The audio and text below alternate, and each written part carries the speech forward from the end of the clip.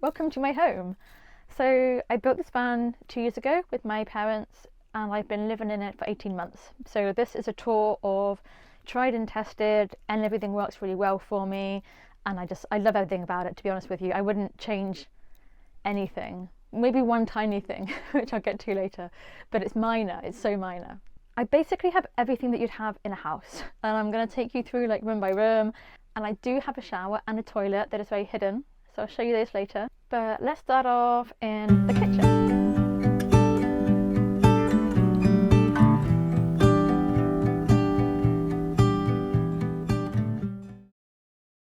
So the length of this kitchen was very much dictated by what's in it. So I've got the fridge here, then I've got the oven, and then I've got my shower, which is this one down here. I've got my sink over here. So I've got a full-size kitchen sink, which gives me plenty of space for washing up, storing pots when I want to drive away and not wash up right away, and to wash my hair. When I don't need to use the sink, I've got loads of extra space for preparing food, cleaning up, whatever I need to do. The storage down here was really designed to use the maximum space we could, and it goes all the way to the back, but we had to obviously work around the drainage. So this drawer, we've got the tool section over here for like bottles, cleaning cloths, and then I've got the short area here for spices. So we cut this middle section out to avoid the pipes back there. So we've used as much of this space as we possibly could, because otherwise we'd have lost all of that, and it's actually a really handy place to keep bottles. This drawer is more plates, cups, storage. I've got some cleaning cloths, pot holders, scales, things like that in here. All the small utensils basically. And then in this one, we cleverly designed this to be basically the exact height of a can. So this is where all my sort of dried goods go. It does actually pull out further than this, but it's something seemingly stuck. But I've got, you know, all sorts of fruit, veg, grains, biscuits, bit of all sorts in there. Bottom one is the shower, and we will come back to you later. Then I've got my oven. This is a 3 hob burner. It's the Thetford Triplex. In here is my oven. There's a grill as well at the top. And then in my drawer down here is all my pots and pans and things. I'm honestly pretty amazed at how much fits in here. I'm on a slope, so things open. But also just how perfect it is for what I already had. I did buy some new things that were really van friendly. But look, in this one drawer, I've got my nice Joseph nested in set of mixing bowl, colander, sieve, small mixing bowl, and a lemon juicer, of course. Over here, I've got this great big cast aluminium pan, which is perfect for like a big stew or anything like that. I've got trays for the oven. I've got chopping boards, and then I've got my Teflon stuff. So I have these little protector things to stop them scratching in transit, but I've got 3 of these different sizes. One's like the frying pan, I've got like a kind of medium one in the middle, and then this small saucepan. And because the handle detaches, you can use these in the oven as well as on the hob. So they're so versatile, and they're really easy to store. And then I've got my little steamer which goes inside, universal lid, and I've got another universal lid, and between them I can cook basically anything on the hob, in the oven. I can do a casserole that I start on the top, move it to the bottom. I can cook a cake in them. It's so good. It's so good. And then I've got a nice big board. Next on the tour is the cutlery. So another Joseph. I love this stuff, honestly. This little like bamboo container for cutlery because it sits like on top of each other rather than to side. So this is a deeper drawer than you'd ordinarily get for cutlery, but I can get everything in it. So I've got foil, paper, cling film, I've got all my spoons, all of my utensils, knife sharpener, I've even got a little fire extinguisher in here, I've got food bags, and I've got the handle for my taffel bits, and even my knives, which are in, you know, smart little safety containers. Honestly, I was kind of amazed at how much I can fit in this tiny kitchen compared to how little space I've always had before in a house, and complained about how little space I had. If I only knew I could buy such smart things for small spaces, it would have been much easier. But there you go, you can live and learn. Okay, next up is the fridge. I've got a 60 litre, can't pronounce it, Vetrifrigo, it's Italian, and I don't speak Italian, so I'm sorry for that abysmal pronunciation attempt. However, what we got in the fridge, we've got some Devon cider because I've just been to Devon. We've got some limoncello because why not? We've got though a 10 litre freezer, which is honestly the selling point for me in this fridge. I wanted as much fridge space as I possibly could get, so that's why I chose this particular model. It literally has the most for this size. And then we have this absolutely beautiful walnut worktop.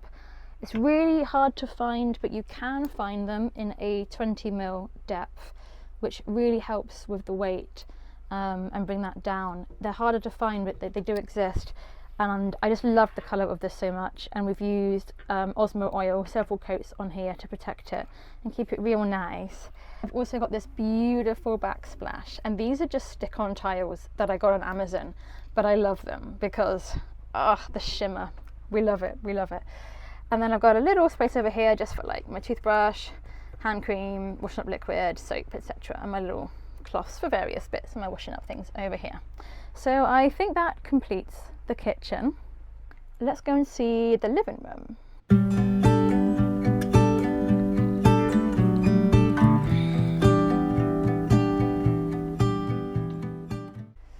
Okay, so when I was designing this build and I was thinking about how I wanted to do the layout, I knew that I like to sit like this. I don't like to sit like this, okay? It's just, I don't know, like my legs get comfortable or uncomfortable or whatever. So I wanted to be able to sit down and properly just lounge with my legs out. In fact, I have built this so long I can fully lie down, which is just great. So this whole bench seat here is just shy of 2 meters long. And then on top of that, I've got another one over here. So I have the choice of sitting on either side with my feet up, right? And this just gives me really sociable options, because if I've got someone over or a whole group of people over, I think so far the most we've had is 8 or 9 maybe. It just gives us all so much to sit. And I didn't want to live in a home where in order to see my friends I would have to go to theirs. In reality, that's kind of what happens because there is more space in a house, but I didn't want to not be able to have people over. And if we go on trips, I can take people with me and there is enough space for us to hang out, which is nice. This is some of the seating. I also have a hammock chair which hangs in the doorway and lets me look outside and lets me just sit on a sunny day with my feet outside, just lounging in my hammock. It is bliss. I love it. I'm not going to get it out today because it's raining right now. And of course, if I've got friends over and we want to eat, we need somewhere to sit and eat, which is right here. So what I didn't build onto the kitchen, we made into this table. So I bought a 3 meter piece in total, and this is basically the offcut. And this slides all the way to the back of the van on like 50 kilo rated runners. So it's nice and secure. You know, I can put some weight on here and it's fine, but I can eat, I can paint, I can work, I can do anything basically. It's big enough. And it's also really handy if I'm cleaning up the kitchen and I've got a lot to do, or preparing like a meal with a lot of different things going on. I've got extra space to like put dishes and stuff. Really, really, really handy. And this space, of course, doubles up as my office. So I'll show you my little work setup. I'm not going to bother turning it all on because there's no need, but I can set up a double screen scenario here in the van. I've got power outlets basically all around and underneath the bed, so I have everything I need to just work from home quite comfortably.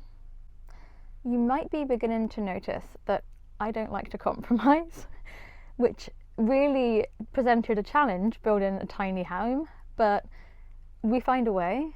I did mention earlier there was one thing that I wish I'd have done differently, and it's easy to say that in hindsight because at the time I thought I had planned for this correctly and I hadn't, but it is this.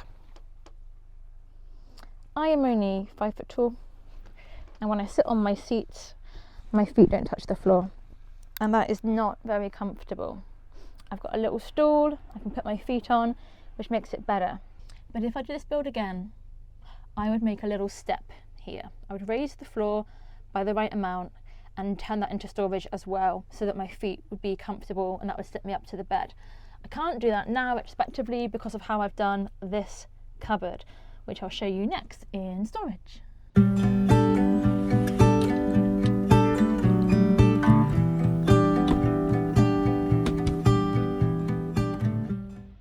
I showed you earlier the storage in the kitchen, so let's just cover everything else.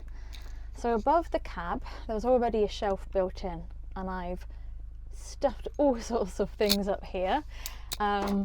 Yoga mat, ukulele, blankets, swimwear, extra like shoes, anything basically that isn't too heavy and just can be stuffed is up there.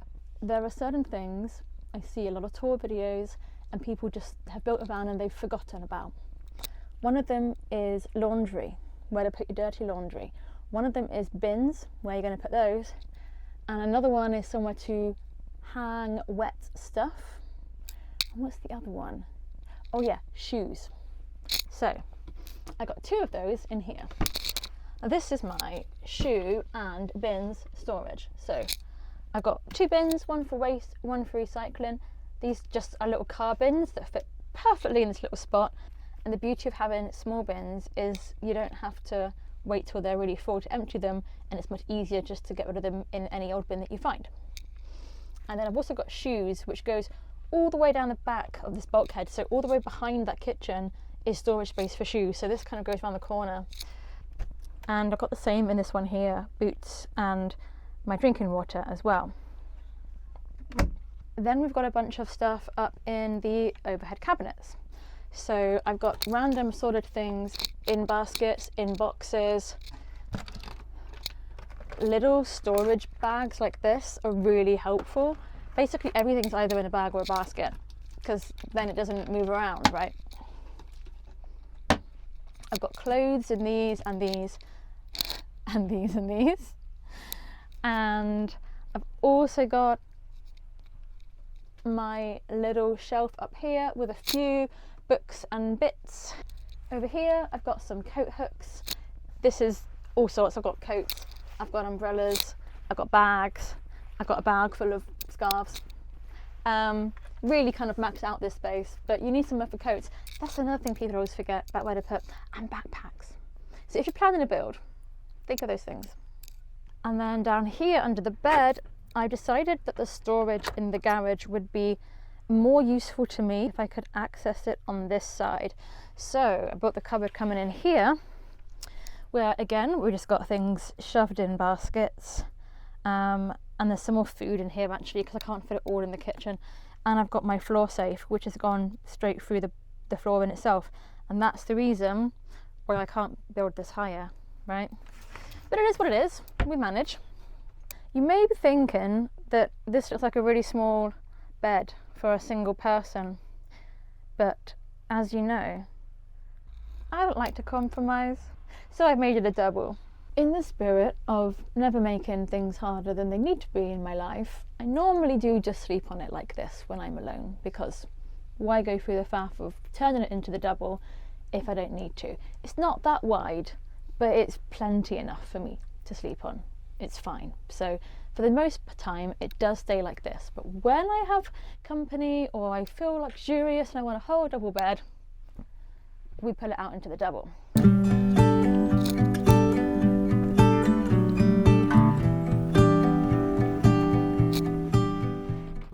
So I've got this much extended from the bed, and then those pieces at the back, they come over here.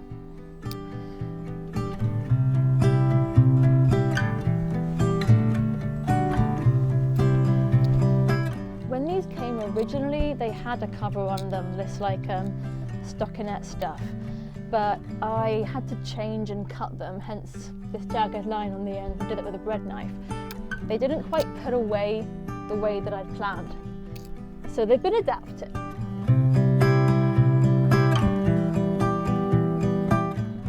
And at some point I will probably make a cover for them, but in the meantime it's fine.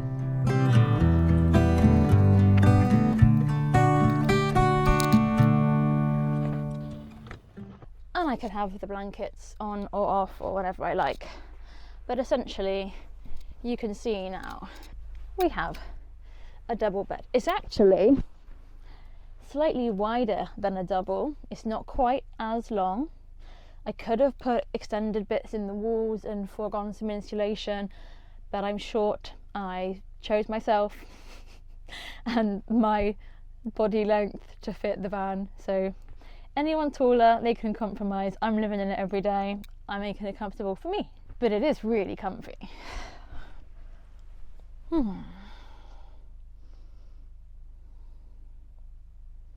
And when it's put away with these pieces at the back, it makes for a nice little bench seat as well. But what I often do when I've got it in this mode is I can bring my cushions up. Now I've got a little backrest and I can watch a movie. Because earlier we talked about laundry storage and I forgot to show you mine. So here it is. We open this little secret compartment that makes the backrest nice and slanted and comfortable, and we have my dirty laundry. And also in here is my projector screen. Let me introduce you to my special pole. It doesn't look like much, but this is part of the system in this van that is potentially the most cleverest, ingenious idea that it took me a good 3 weeks of researching to figure out. And I've never seen anybody use this before. But I've got this system which involves these little buttons, they call them, and these fixing points on the ceiling. And they're actually designed for conference rooms, for moving doors and stuff that can be opened and then closed. But it's the perfect solution for vans. Let me show you why. So I got 4 little things on here because I can use it this way up or that way up. So for my projector, it goes this way up, and I can also put it this way on the diagonal. And here now I've got a hanging rail for wet things. I've got a bunch of these handy fold-in coat hangers. So I hang my things underneath the vent, sucks all the moisture out. I do my laundry at the laundrette like a normal person who has a lot of laundry, but if I've just gone for a really wet walk or I've got a towel or something, bingo. I can also do the same thing with my hammock points, which is where I normally put them because it's less faff. And this has a tendency to fall out when I'm driving because it's just slotted in. It's weight on it, so I love it. And it's got another use, the most important use. But yeah, if I want to watch a movie, I put my little S hooks on, put my little bar up, put my little screen up,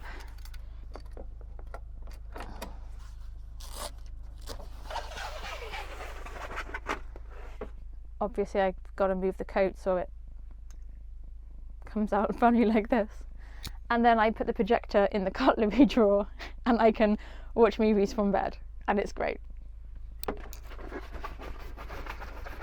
whilst we're doing the bedroom, quick shout out to my Lumi lamp, which I love. I couldn't live without one. So it's the only thing that I had to basically rewire from a 240 plug onto 12 volt. The transformer on the little box that came with it was 24. So I figured rather than put that in an inverter and have that running all the time, it would be much more efficient to put it on a transformer, change it from 24 to 12 and just have it running permanently. This does use a bit more power because of that, but I can just unplug it. Basically just switched it onto a cigarette lighter plug. So if I'm struggling for power, I can just unplug that and then turn it on at the end of the night. Got a few little random books up here, it's always changing, but the main thing is my absolute icon, Taylor Swift. I think you're ready to see the bathroom.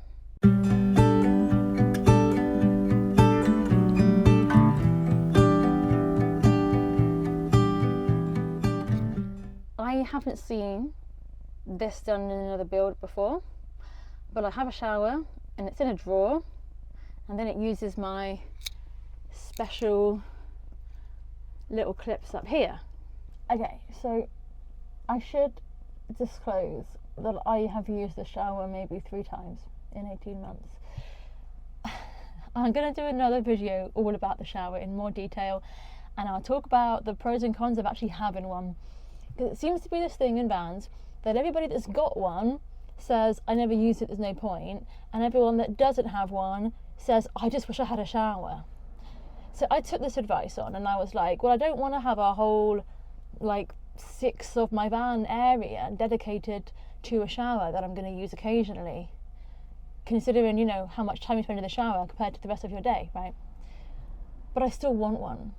So this is what I did. We roll back this carpet. We unlock here, we pull out the shower tray,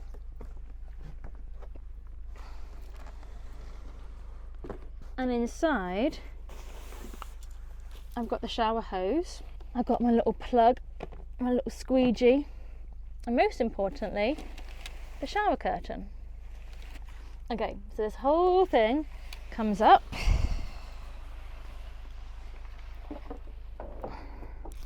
and then it clips up onto the ceiling.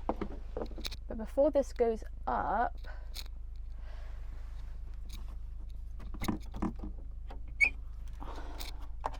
I gotta open this, which doesn't always go the first time because you've got all 4 to contend with, and that one's not in at the back. And then, ta-da! I can walk in here.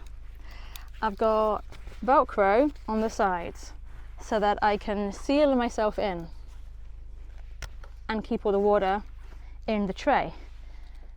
Also, to keep that happening, is a second bar going around the bottom, which keeps this whole thing inside, so I don't have the curtain coming outside and splashing all over the carpet or the floor or whatnot. It keeps it all inside.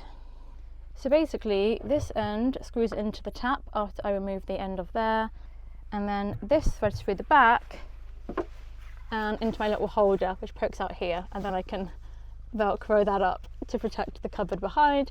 And the whole thing is designed to sit right underneath the fan so that I can extract as much wet air as I can at the time of the shower. And it drains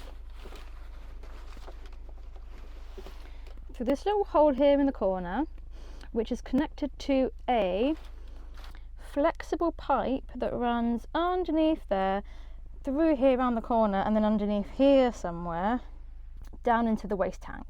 So when I push this drawer in, this pipe is going from somewhat straight to snaky, and it all just fits underneath the drawer. So it's a solution. It's not flawless. It gets wet, then you've got to dry it, then you can't really dry because the drawer's out because you've got to dry it. So everything's a compromise, and I compromise by going to the gym and showering there. It's much easier than doing this, but if I need to, I've got one. So whilst we're on the subject of bathroom in drawers, let's look at my toilet. That's down here. So I had to move the mat out of the way, and then I've got a little latch on here. Then I open up my drawer and we have a toilet.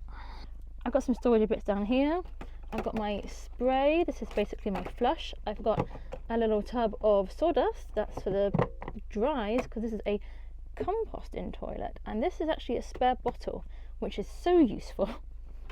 So you want to see my loo? Go ahead. I don't care. I just cleaned it. So I bought this whole kit from Kildwick, and again I'm going to do a whole other video just on toilets. So you sit forward to wee, and it goes in a hole in a bottle like that one, and you sit a bit further back from a number 2, and it goes in your little sawdust bucket, and then you just, you know, have a little sprinkle. It's quite straightforward. I used to have a chemical loo. This is so much better. That was in my other van, my little one, and I knew that if I went full time I would want a better toilet solution. It's so much more pleasant to use, it's so much more pleasant to clean, so much easier to empty. It doesn't really smell, honestly. I don't have any fan or anything. I thought about doing one, but with the movement of the drawer that would have been a bit tricky. But yeah, for me this was a great solution. And for privacy, I've got a little curtain here as well, so if it's like people around outside, I can just They are like one-way tint windows, but if someone really wants to like get a bit close, they can see in. So that's just for my peace of mind, really, and a bit of extra warmth in the winter. So yeah, that's the loo. Okay, so about plumbing. I've got 2 underslung tanks. I've got a 92 litre for fresh water, and I've got a 63 or something for waste. I've also got a hot water system, which is the Bobble hybrid air, I think that's what it's called, I'm not sure. Basically, I've got a 10 litre tank for hot water, which is the hybrid heating, so I can heat that either from energy solar dump or any energy dump, really. If my battery's got enough charge in it, my leisure battery, it will just divert any power to that tank and heat it up for me. I will then get hot water once I've got enough battery power, but I can also use the diesel heater to heat the hot water. So I can basically circulate the air through a heat exchanger, that pumps it into the tank. I can get hot water that way as well. So I've got these 2 options. That all lives in the smaller seat in the living room. The other seat, obviously you've already seen how the toilet's in part of it. The other part is predominantly electricals. There is actually another box of storage in there as well, which I forgot to show you earlier, but that's where all the electricals are. So I've got my battery. I've got a 300 amp hour lithium battery from Roma. I've got a 30 amp Victron DC-DC charger. I've got an MPPT also from Victron for my solar panels. I've got my little transformer for my Lumi, of course. I've got my mains battery charger. I've got a 2000 watt inverter, and all the other little nubbins that come with the electrical setup. That's all lives in there. I also have a fair amount of security on this van because you know, when I was building it, I was in loads of different Facebook groups, and all I kept seeing was, oh my god, my van's been stolen, my van's been nicked. Like, it just seemed to happen all the time, and it became a real fear for me, losing the van to theft. So I got a bit carried away with security. No regrets, I just spent a lot of money, probably more than I needed to, and probably I'm saying that because it hasn't been stolen, right? But I've got deadlocks on the doors. I've got a CCTV system, so I've got my little screen up here, and I've only got 2 plugged in at the moment. I've got the front and the back, so I can see anything that's going on that's dodgy. This also backs up to a DVR recorder, and I can also access it remotely online if I'm away from the van. And I also have this really huge system called Outsmart the Thief. They say that your vehicle is unstealable. We can't stop someone from burning it to the ground, but we can stop them taking it. It includes a GPS tracker, of course. It's got a remotely accessed immobilizer. So if the alert system is triggered, they can basically, at a safe place or safe time, stop whoever's driving it from driving it, or just stop them driving it in the first place. All the doors are alarmed. If any alarm goes off, the system alerts. There's like a tilt sensor if someone tries to tow it. There's battery tampering measures as well if someone tries to tamper with the system. But basically anything that triggers, I get a phone call and a text from the company saying, are you with the vehicle, or is this a real alert? And they claim to have a 100% success rate. that they've never lost a vehicle. I recommend the system. It's not cheap, but I think it does give that peace of mind that this is my home. Everything I love and own basically is in this van, bar a few things in storage at my parents'. So I would be gutted if I were to lose this. I really, really would. And I don't want that to happen. So I've gone a bit OTT on the security, but maybe that's a good idea. Okay, I alluded to this earlier. However long this build took in terms of actually me being in the van with a tool doing something, I could take that time and half it, and that's probably what I spent researching, just things to buy, just shopping, just trying to find that right length screw and bolt and the right solution for awkward little problems. It was such a lot of time. But I've been setting up this web page on Notion where I've listed as many things as I can, and I'm still building it onto it the whole time as I remember things, all the stuff that I've bought for the van. And that's the equipment that I've used, the weird little things like those bits on the ceiling for the shower, the pots and pans that I found really helpful, just anything at all that if I was building a van and I wanted a shopping list, this would be really helpful. So I've got, you know, my Wi-Fi router, but also the weird little attachments I had to get that to fix to the aerial, like all those little parts that you spend hours and hours and hours researching. So I'm hoping that this page will help other people. Some of them are affiliate links, so if you click through that and you buy something, it sends a little bit of commission my way. Costs the same price to you buying it, but it's just a way to help out the channel, but for me to help out anyone else who's on this journey as well, because it's so much work. I feel for you if you are. If you want to see more about Jodie's parts list, I've done a video on that just here, and please go and watch that next. And in the meantime, maybe I'll see you on the road. Bye.